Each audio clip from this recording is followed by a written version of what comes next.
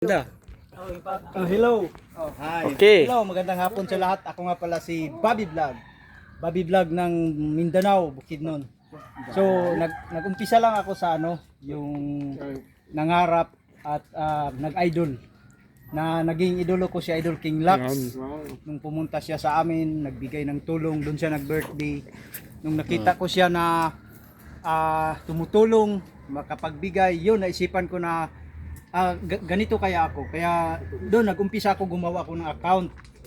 Kaya yun, tuloy-tuloy na yun. Na isang buwan, 2 buwan, 1.7 thousand, 1.7k lang ang mga followers ko. Hanggang sa hindi ako huminto, tuloy-tuloy. Pag umpisa pa lang noon, na sabi ko gagawa talaga ako ng account. Pero may account na ako dati na may mga violation.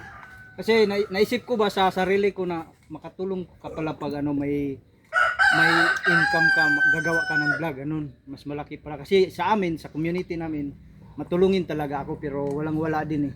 Yung puso ko lang matulungin pero yung bulsa ko hindi. Kaya dun, sineryoso ko talaga siya.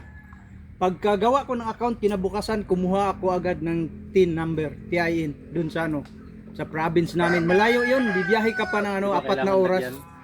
Oh, kumuha ako agad. Malayo pa yun. Kasi target ko talaga.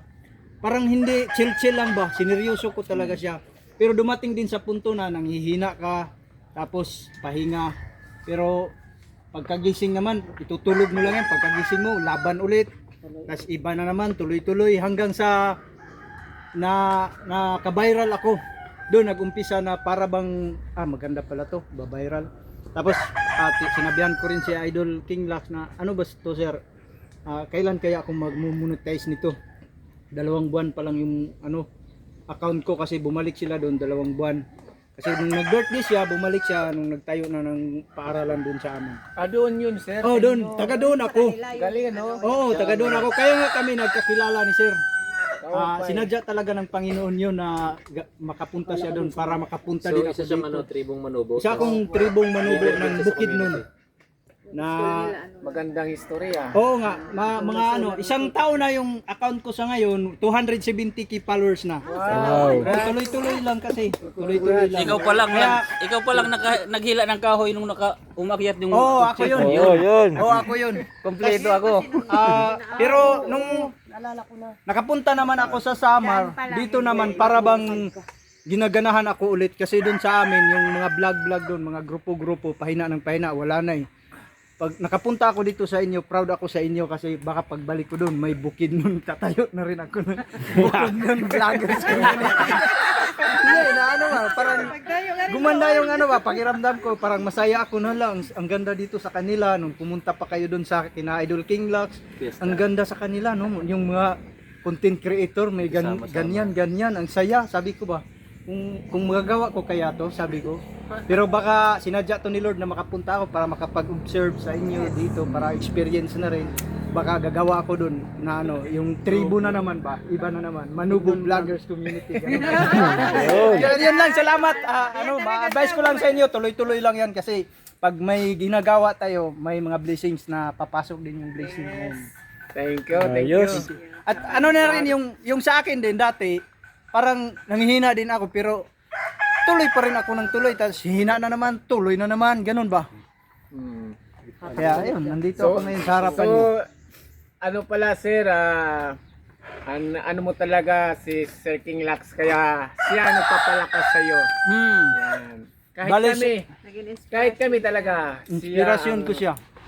Siya ang aming lakas kung ba't nagpapatuloy kami sa aming pag-vlog. Nakita ko talaga yung paglaki nito kasi nung pag birthday ko tumutulong-tulong lang yan kasi nga leader siya ng community.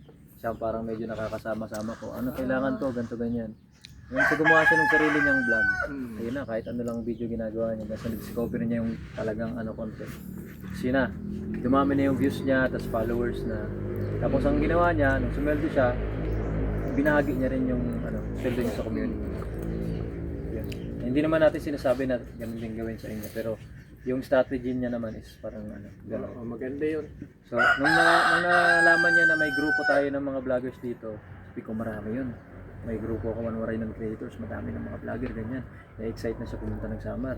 So, pagdating dito, ayun, amazed na siya, lalo ng fiesta. Yun, dami. Hindi pa yun. Hindi pa rin Anniversary. excited na nga. Hindi pa na. Yung sa gamay nga na, ano ba yun? Yung moon. Hindi kasi ako to yung tipong pinanghina ng loob. Kasi nung lumaki na yung ano ko, bahay ko, nung medyo palaki ng palaki, yun, na-restrict naman ako. Pero hindi pa rin ako huminto. Tuloy-tuloy pa rin. Araw-araw yan. Bakit kung mas malaki ang pagsubok, mas malaki din yung blessings na dadating. Yun ang inihintay ko. Ang gusto ko sa kanya, pag sinasama ko siya, pagka naka-video, lalong ginaganahan niya. Kaya, pag tinatamad magbuhat ng mabigat, video muna para mabuhat niya. Oo. Kaya pala,